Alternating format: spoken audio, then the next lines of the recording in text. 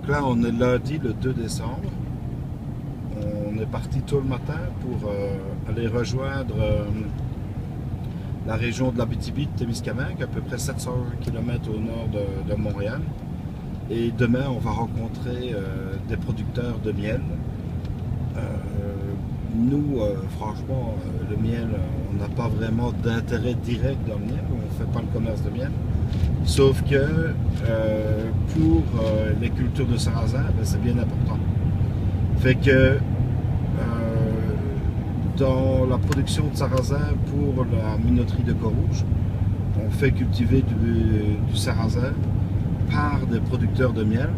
Demain, vous allez voir, on va rencontrer un producteur, je pense qu'il y a aux alentours de 5000 ruches. Et il va vous dire l'importance pour lui de la culture du sarrasin pour ses abeilles. En fait, ben pour son miel.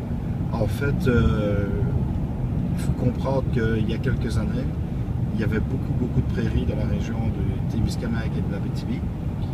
Puis, à cause de la disparition de la production du bœuf à l'engraissement, donc de la production de foie, les prairies ont quasiment disparu au profit des grandes cultures. Puis en grande culture, ben, pour les abeilles, c'est pas l'idéal pour la pollinisation, donc pour le sucre. Les producteurs de miel de la région se cherchaient justement des productions végétales qui pouvaient leur apporter leur apporter les sucres nécessaires pour le miel. Puis nous, dans la production de sarrasin, ben, ça nous intéresse parce que qui dit abeille, dit pollinisation, puis bonne pollinisation dans le sarrasin donne évidemment de plus grands volumes à l'hectare au point de vue des rendements de sarrasin. La personne qu'on va rencontrer demain travaille avec plusieurs producteurs.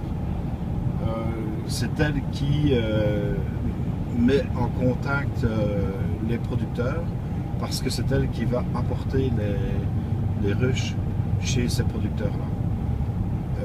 Puis tout le sarrasin par la suite est acheminé presque directement à Montréal où il va être criblé. Ce qu'on demande aux producteurs là-bas, dans la région du Témiscamingue et de l'Abitibi, c'est simplement de sécher, souvent avec une ventilation forcée.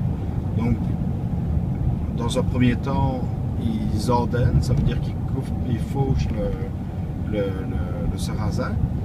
Puis quand le sarrasin est fauché, par la suite, 2, 3, 4 semaines après avoir fauché le sarrasin, ils récoltent le sarrasin. Là déjà, il a chuté en humidité, puis par la suite, ils le mettent dans un silo avec une ventilation forcée.